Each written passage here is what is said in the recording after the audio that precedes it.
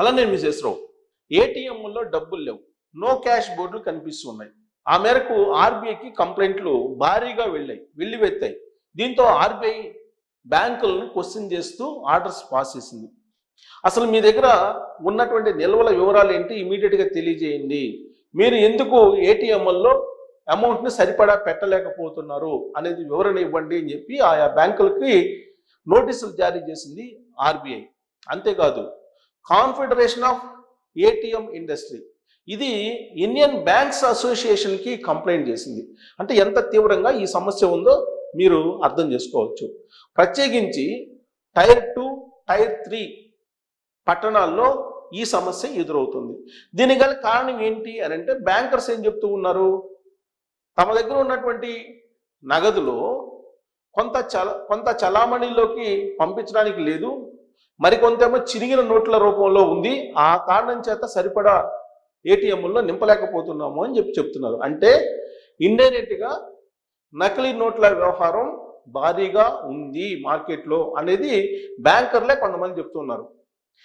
అలాగే చినిగిన నోట్లు, సరే చినిగిన నోట్ల కొరత ఎలాగో ఉంటుంది ఎప్పుడు కూడా, కానీ చలామణిలోకి పంపించలేనటువంటి నోట్లు ఎక్కువగా ఉన్నాయని చెప్పి చెప్తున్నాయి బ్యాంకులు. అందుకే కొన్ని ఏటీఎంల నిర్వహణని మేము ఆపేస్తున్నాము అని చెప్పి చెప్తూ ఉన్నారు.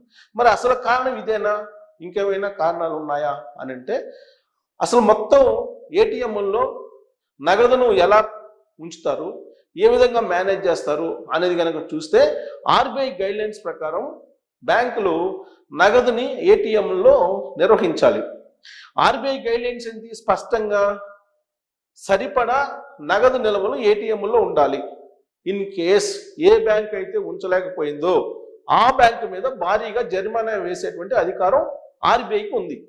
అందుకే ఖచ్చితంగా ఏటీఎంలో నగదుని నింపాలి. అయినప్పటికీ జరిమానా వేయించుకోవడానికి బ్యాంకులు సిద్ధపడుతున్నాయి, కానీ ఏటీఎంల్లో నగదును నింపలేకపోతున్నాయి. దానికి రకరకాల కారణాలు బ్యాంకులు చెప్తున్నాయి. వాటిల్లో నెంబర్ 1 ఏంటంటే 2000 నోట్లను రద్దు చేశారు.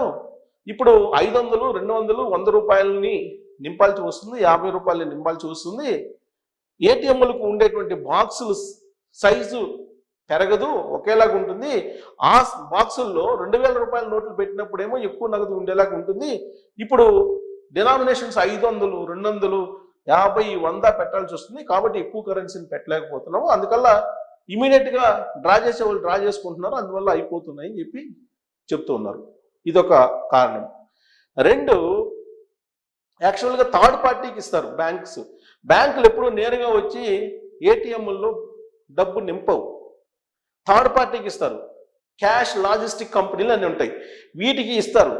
ఇవి బ్యాంక్స్ నుంచి డబ్బులు తీసుకొని ఏటీఎంలకు వెళ్ళి నింపుతూ ఉంటాయి.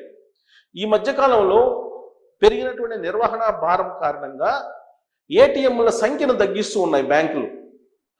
ఎందుకు, వాటి నిర్వహణ ఖర్చు పెరుగుతుంది.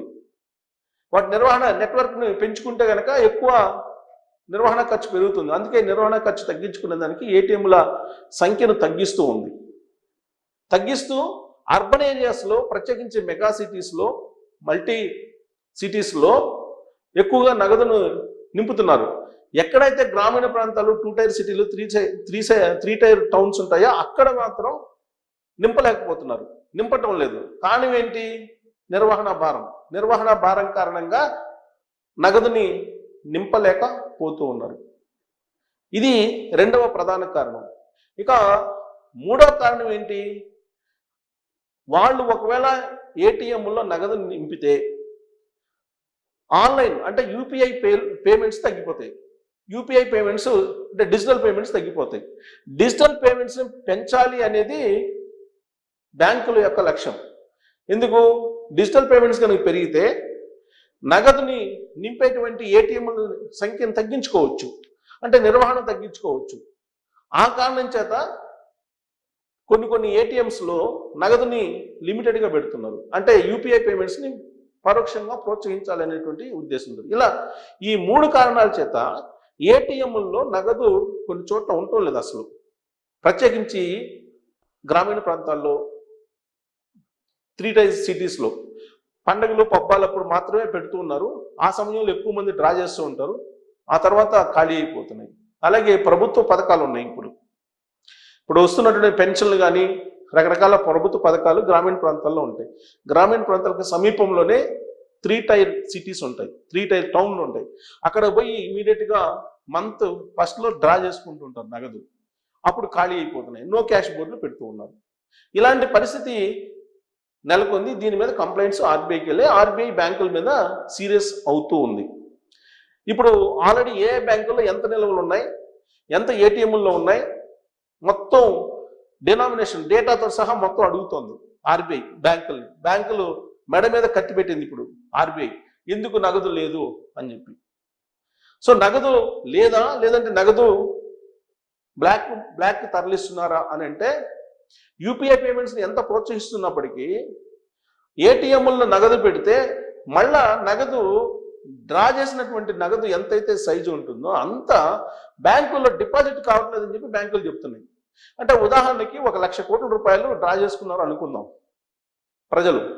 ఈ 1,00,000 కోట్ల రూపాయలు డ్రా చేసుకున్నప్పుడు ఏదో ఒక రూపంలో మళ్ళీ డిపాజిట్ కావాలి బ్యాంకుల్లో. కానీ ఆ 1,00,000 కోట్ల రూపాయలు డ్రా చేసుకున్న అమౌంట్లో దాదాపుగా 80% కూడా కావట్లేదని చెప్పి బ్యాంకులు చెప్తున్నారు. అంటే 20-30% ఎక్కడికి పోతుంది అని అంటే, బ్యాంకర్స్ ఎక్స్పెక్టేషన్ ఏం చెప్తున్నారు, ఆర్బీఐకి ఇస్తున్నటువంటి వివరంలో రియల్ ఎస్టేట్ వైపు మళ్ళుతుంది, గోల్డ్ వైపు మళ్ళుతుంది. ఆ మొత్తం అమౌంట్ రియల్ ఎస్టేట్లో పెట్టుబడులు పెట్టేస్తున్నారు. కొంతమంది ఏమో బ్లాక్ చేస్తున్నారు మనీని. ఈ కారణం చేతనే డ్రా చేస్తున్నటువంటి అమౌంట్కి తగిన విధంగా మళ్ళీ డిపాజిట్స్ కావట్లేదు అనేది బ్యాంకులు అంచనా వేసుకుని బ్యాంకులు ఆర్బీఐకి చెప్తున్నటువంటి మాట. సో ఈ మొత్తం వ్యవహారం ఇప్పుడు పెద్ద వివాదాస్పదంగా మారింది. అసలు బ్యాంకులు ఖాళీ అయిపోతున్నాయి, బ్యాంకుల్లో డబ్బులు ఉండలేదు అనే పరిస్థితికి వెళ్ళిపోయింది. ప్రత్యేకించి దాదాపుగా 60-64% ఉండాల్సినటువంటి నగదు కంటే తక్కువ ఉంటుందంట. ఇది 3 టైర్ 2 టైర్ సిటీస్లో ఏటీఎంల్లో ఉండాల్సిన అమౌంట్ కంటే 60-64% తక్కువ ఉంటుందండి నగదు. అంటే అంత షార్టేజీ ఉంటుంది. జూన్ మే నెలల్లో ఆ షార్టేజీ బాగా అబ్జర్వ్ చేసి ఆ లెక్కల్ని ఆర్బీఐకి పంపించడానికి బ్యాంకులు సిద్ధమయ్యాయని చెప్పి ఇప్పుడు లేటెస్ట్గా న్యూస్. మరి ఇలాంటి పరిస్థితి ఎందుకు వచ్చింది అని అంటే, నిర్వహణ. ఈ నిర్వహణలో ఎక్కడో తేడా వస్తుంది. అలాగే బ్లాక్కి వెళ్ళిపోతుంది మనీ, లిక్విడ్ ఎక్కువగా ఉంది, యూపీఐ పేమెంట్స్ కూడా పెరుగుతున్నాయి.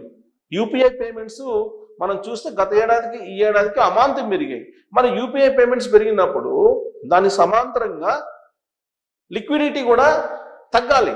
అది పెరిగినప్పుడు ఇది తగ్గాలి, కానీ లిక్విడిటీ కూడా పెరుగుతుంది, నగదు రూపంలో చలామణి కూడా పెరుగుతుంది, యూపీఐలు పెరుగుతున్నాయి. మరి ఈ డబ్బు అంతా ఎక్కడి నుంచి వస్తుంది? అసలు ఆర్బీఐకి సంబంధం లేకుండా సంబంధం లేనటువంటి అమౌంట్ మార్కెట్లో ఉంది అని చెప్పి ఇప్పుడు కంప్లైంట్స్ వెళ్తున్నాయి ఆర్బీఐకి. మరి ఎక్కడి నుంచి వెళ్తుంది ఈ అమౌంట్, ఎక్కడుంది? అందుకే నోట్ రద్దును మరోసారి చేయాలి, ప్లాస్టిక్ కరెన్సీని ప్రవేశపెట్టాలి అనేది ఆర్బీఐ తీసుకుంటున్నటువంటి నిర్ణయం. అందుకే వేగంగా ప్లాస్టిక్ కరెన్సీని ముద్రణ చేస్తుంది. ఎందుకంటే యూపీఐ పేమెంట్స్ పెరుగుతున్నాయి, కరెన్సీ కూడా అవసరం పెరుగుతుంది, నగదు అవసరం.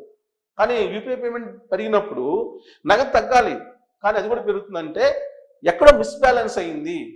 కొన్ని లక్షల కోట్ల రూపాయలు అకౌంటబుల్ కానటువంటిది కరెన్సీ మార్కెట్లో ఉంది. అందుకే నోట్ల రద్దు చేయాలనేటువంటి ఉద్దేశంతో ఇప్పుడు ఆర్బీఐ చాలా వేగంగా అడుగులు ముందుకేస్తుంది. ప్రధానమంత్రి నరేంద్ర మోడీ గారు కూడా ఆ దిశగా ఆలోచిస్తున్నట్టు ఈ మధ్యకాలంలో వచ్చినటువంటి న్యూస్.